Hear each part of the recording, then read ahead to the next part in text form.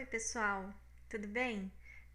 Professora Ana Pedroso aqui de novo. Vamos falar um pouquinho sobre entalpia de formação, entalpia de combustão e entalpia de ligação. Para entender então um pouco aí sobre entalpia de formação, antes de entrar nela, eu vou ter que passar então para vocês algumas convenções que foram determinadas pelos químicos. Então, para conhecermos a entalpia padrão de formação de uma determinada substância, precisamos aí de um padrão, né, de uma convenção para ter de onde partir, ok? Então, para medidas de comparação, para ter de onde partir aí para essas leituras, nós temos algumas convenções. Extremamente importante aqui, então, é a convenção de que toda substância simples no estado padrão tem entalpia igual a zero. Toda substância simples no estado padrão e tem que ser a mais estável, a substância mais estável no caso de existirem alótropos. Já vamos falar um pouquinho sobre isso. Então, o que eu quero dizer com substância simples no estado padrão? Estado padrão, temperatura de 25 graus Celsius, pressão de 1 atmosfera. Quem são as substâncias simples, né? Eu vou apresentar aqui as mais comuns para vocês já irem se acostumando e se identificando aí com elas. Substância simples na forma mais estável. Principais exemplos aqui para vocês. No caso do átomo de oxigênio, a substância simples mais estável é o O2, gás oxigênio. Não é o ozônio. Ozônio não é estável, ok? É um alótropo do oxigênio, mas não é o mais estável. O mais estável é o O2. Hidrogênio gasoso, substância simples no estado padrão, mais estável.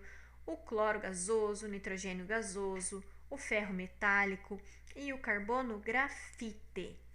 Esses são alguns exemplos de substâncias simples na sua forma mais estável. Esses exemplos terão entalpia de formação zero, ok? Pela convenção. Vamos lá. O que é entalpia padrão de formação? Dá uma olhadinha aí.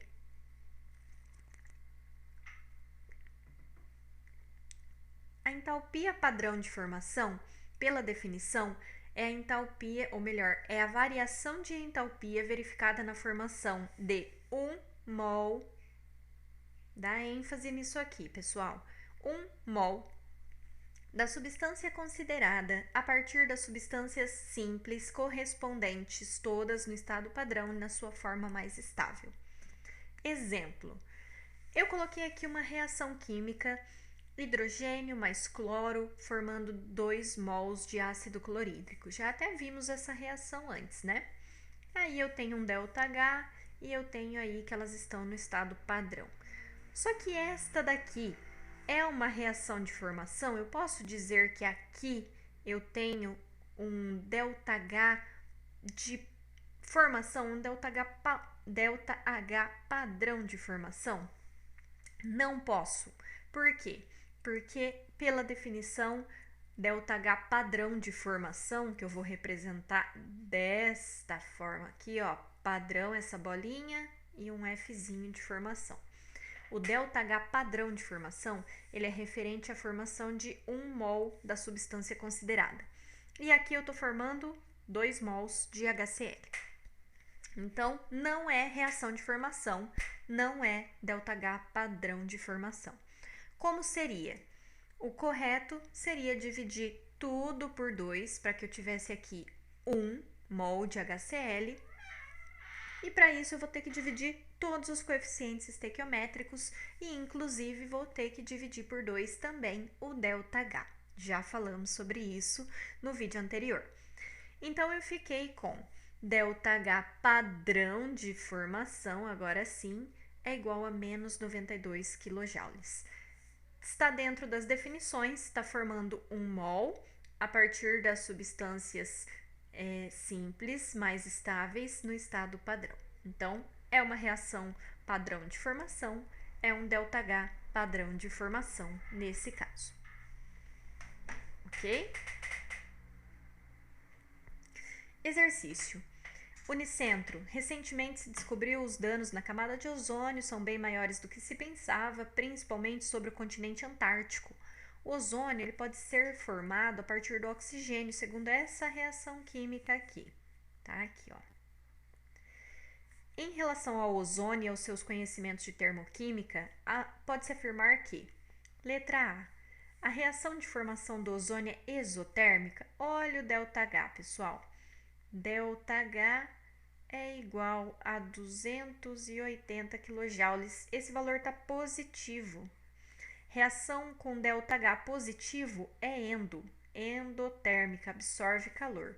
Então, a letra A está errada. O ΔH padrão de formação para o ozônio é de 140 kJ. Bom, para ser uma reação padrão de formação, eu preciso ter a formação de 1 mol da substância considerada. E aqui eu estou formando 2. O que eu vou precisar fazer?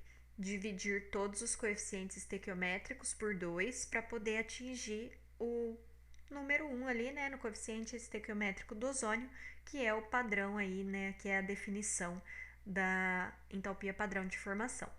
Então, eu vou fazer isso. 3 dividido por 2 mols de oxigênio, né, 3 meios, formando 1 mol de ozônio. Dividir tudo por 2, divide também o ΔH. ΔH padrão de formação vai ser 140 kJ positivo. Letra B está correta.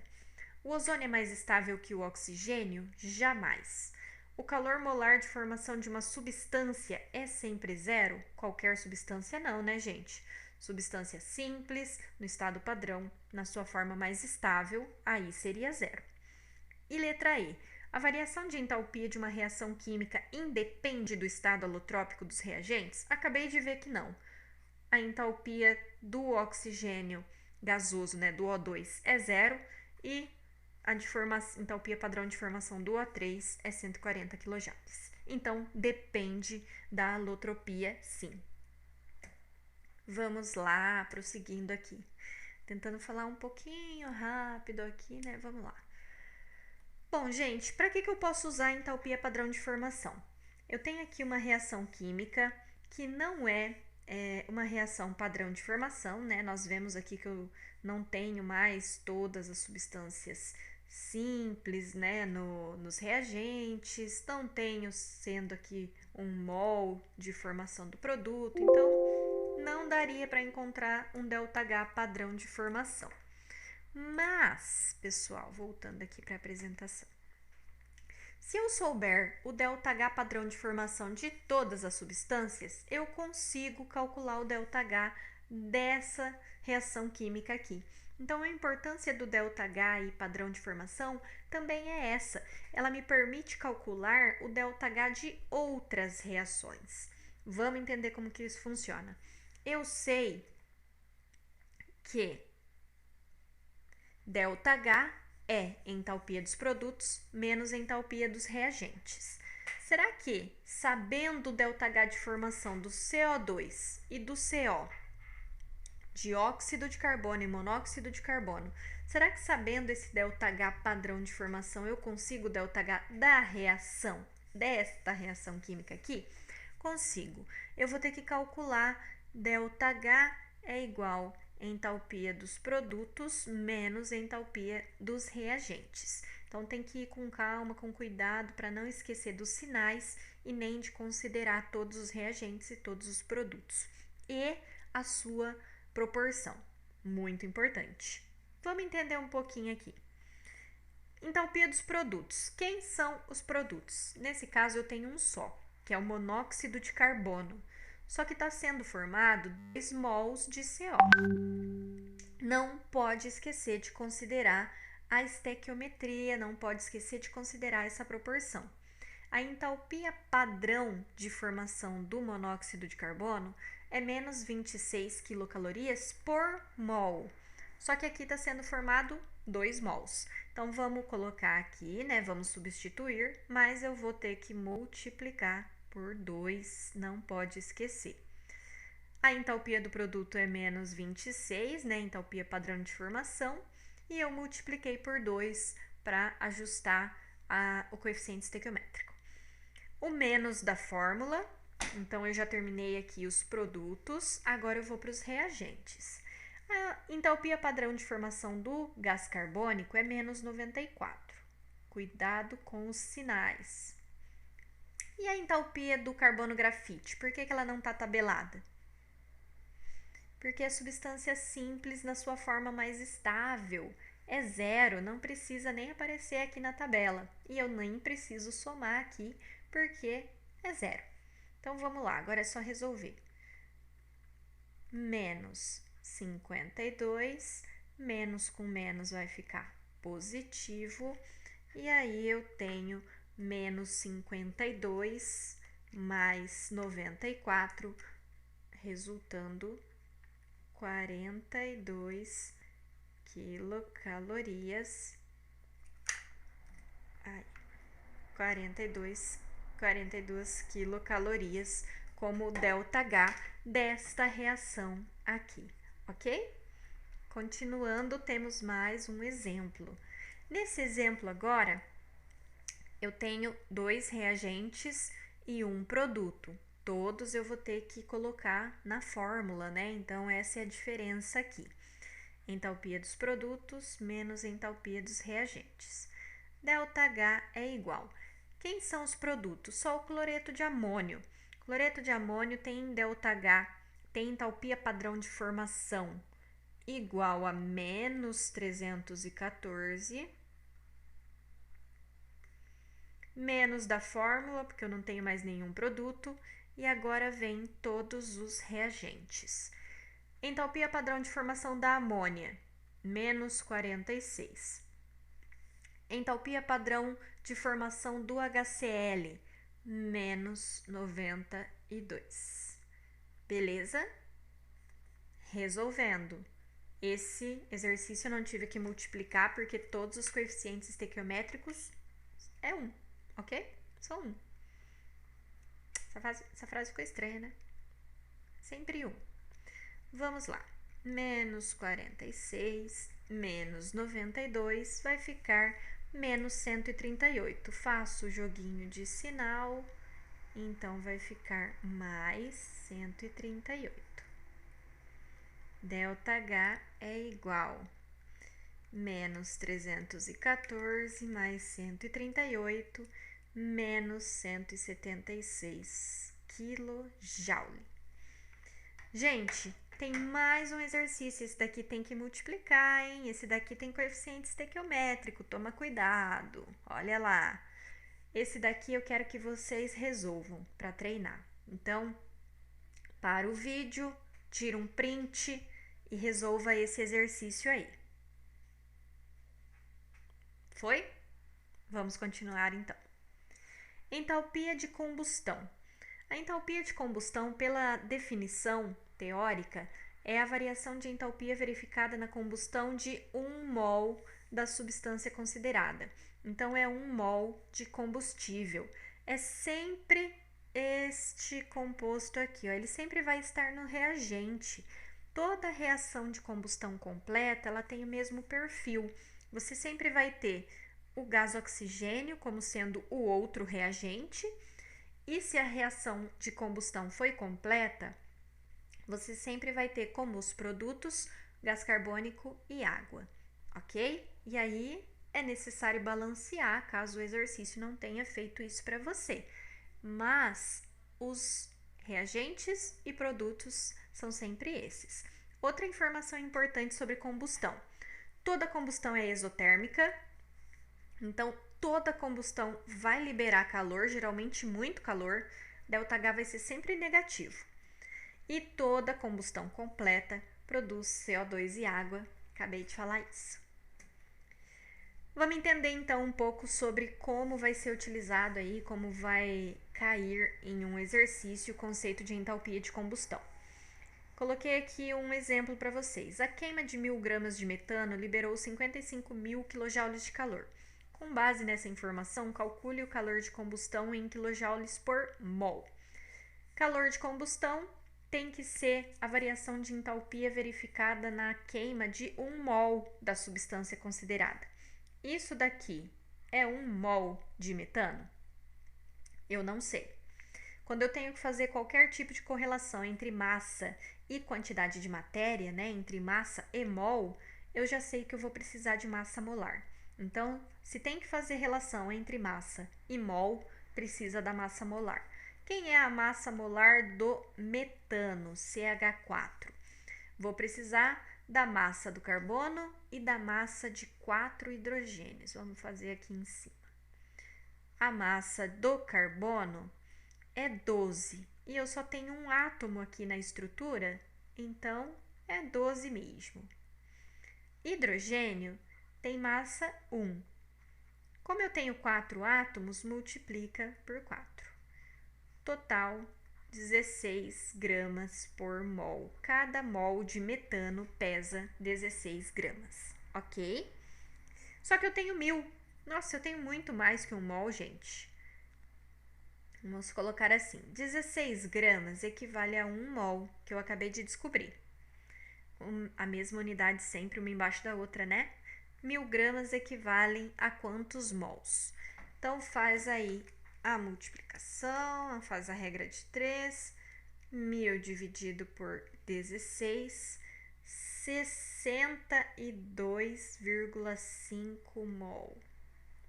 Então, eu não tive a combustão de 1 mol, eu tive a combustão de 62,5 e isso liberou 55 mil quilojoules de calor. Só que eu quero saber qual seria a quantidade de calor liberada em 1 mol. Preciso da reação química. CH4, ela tá no slide anterior, ó. Opa, passei demais. CH4 mais 2O2 resulta em CO2 mais 2 mols de água. Essa é a reação química, tá, gente? Para podermos aí avançar um pouquinho mais rápido, eu não vou falar sobre o balanceamento neste vídeo. Aí mais pra frente eu gravo um outro vídeo sobre estequiometria.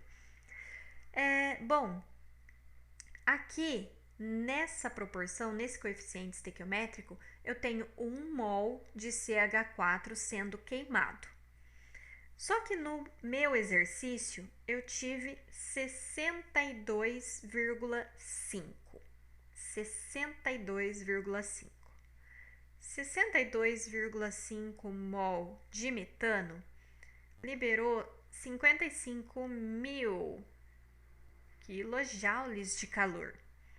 Eu quero saber quanto de calor foi liberado em 1 mol, na queima de cada mol. Vamos fazer aí essa conta. Vou ficar com 55 mil dividido por 62,5. A quantidade de calor liberada foi 880 quilojoules. E aqui eu posso colocar por mol. Ok? Continuando, pessoal. Entalpia de ligação para fecharmos aí praticamente esse conteúdo, tá? A entalpia de ligação é a entalpia verificada na quebra de 1 mol de uma ligação química. 1 mol de uma ligação química. Então, eu coloquei aqui um exemplo, uma molécula de H2, então uma molécula que tem 2 átomos de hidrogênio ligados aí por uma ligação covalente simples, ela é quebrada para formar 2 átomos de hidrogênio. Para isso, é necessário absorver 435 kJ de calor. O que aconteceu nessa reação química? Essa ligação, ela foi quebrada, ok? Informação importante, aqui vai aparecer o oxigênio e aqui a informação que eu quero. Toda quebra de ligação é endotérmica, porque você vai ter que afastar esses átomos. Para afastar os átomos, precisa ceder energia para o sistema. Então, toda quebra de ligação é endotérmica. E toda formação de ligação química é exotérmica. Toda quebra é endo e toda formação é exo. Vamos resolver um exercício? Como que vai funcionar a entalpia de ligação? Pessoal, a entalpia de ligação, eu vou pedir o seguinte para vocês. não joga na fórmula do ΔH. Vamos analisar dentro da reação química e calcular no final um saldo energético. É muito mais fácil. Eu considero mais fácil. Vamos entender aqui. Essa foi a reação química e aqui eu tenho uma tabela me dando a entalpia de ligação de cada tipo de ligação. Hidrogênio, hidrogênio, cloro, cloro, hidrogênio, cloro. Vamos lá. O que aconteceu nessa reação química? Eu tinha o H2, que é essa molécula aqui, e eu tinha o Cl2, que é essa molécula aqui. Eles reagiram de alguma forma que resultou nessas duas estruturas aqui, ó, duas, ok? O que precisou acontecer, pessoal? Para que o hidrogênio se ligasse ao cloro, antes disso, ele teve que ter essa ligação aqui quebrada. O cloro, a mesma coisa. Antes dele se ligar ao hidrogênio, ele teve que largar o outro cloro. Então, antes da reação acontecer, eu tive duas quebras de ligações. Eu tive quebras, duas quebras. E depois que a reação aconteceu na formação do ácido clorídrico, eu tive duas formações de ligações HCl. Vamos entender como que isso funciona a nível aí em termos numéricos, né? Quando quebrou a ligação hidrogênio-hidrogênio, precisou absorver energia. Lembra que toda quebra é endo e toda formação de ligação química é exo, beleza? Esses sinais fazem toda a diferença agora. Quebrou um mol de ligação hidrogênio-hidrogênio. Precisou absorver 12 kJ. Então, positivo. Quebrou a ligação cloro-cloro. Precisou absorver quanto? 3. Mais 3. Flecha de reação. No caso da formação das ligações de ácido clorídrico, para cada mol liberou 10 kJ. Só que formou quanto? 2 mols. Então, 2 vezes menos 10. Antes da reação aqui, né, nos reagentes, a taxa energética ficou mais 15. Precisava absorver 15 kJ de calor para as quebras acontecerem. Com a reação finalizada, né, com os 2 mols de HCl ali produzidos, tem uma liberação de menos 20 kJ de calor, ou melhor, uma liberação de 20 kJ de calor. O menos é para indicar que é liberação. E aí, gente, qual foi o saldo energético? Absorveu 15 para quebrar, liberou 20 na formação. Então, o saldo energético foi de menos 5 kJ, ok? Saldo energético. Eu acho muito mais fácil fazer por aqui, no caso da entalpia de ligação, do que jogar lá na fórmula do ΔH, tá? Aqui temos uma reação um pouquinho mais complexa, que envolve 2 mols de HBr, cloro, ácido clorídrico e gás bromo aí. Pessoal, vou resolver, eu ia deixar essa para vocês, mas eu vou resolver ela aqui com vocês, tá? HBr são 2 mols, não posso esquecer. Eu acho que eu nem vou fazer então mais as estruturas. Vocês já entenderam que nos reagentes vai haver a quebra das ligações e nos produtos vai haver a formação das ligações? É sempre assim. O HBr vai se quebrar, o Cl2 vai se quebrar. Não posso esquecer que aqui tem esse 2. Então, vamos lá. E que as quebras são positivas. HBr, 87 para cada mol. Então, 2 vezes mais 87. Por que mais? Porque quebrou. Precisa absorver energia. Mais cloro, 1 mol apenas, 58. Tá aqui. Flechinha de reação, 2 HCl. Para formar cada ligação, vai liberar 103 quilocalorias. E aqui são 2 mols, então não esquece de multiplicar por 2. BR2, 46 quilocalorias na formação de cada mol, aqui é um mol só, então menos 46. Eu somei aqui, mas o valor vai ficar negativo, né? 2 vezes 87. 174 mais 58, 232 quilocalorias terão que ser absorvidas. Menos 206, menos 46. Isso daqui vai ficar, voltamos ali, menos 206 com 46, menos 252. Saldo energético nessa reação química, menos 30 quilocalorias. Menos 30 não, meu Deus do céu. Menos 20, né, gente? Vocês me corrigiram aí, né? Eu tenho certeza. Menos 20 quilocalorias, ok? Saldo energético. Quantos minutos estamos, gente? Vamos ver. Já estamos com quase meia hora. Vamos deixar um só para lei de Hess. Falou, pessoal. Terminamos por aqui.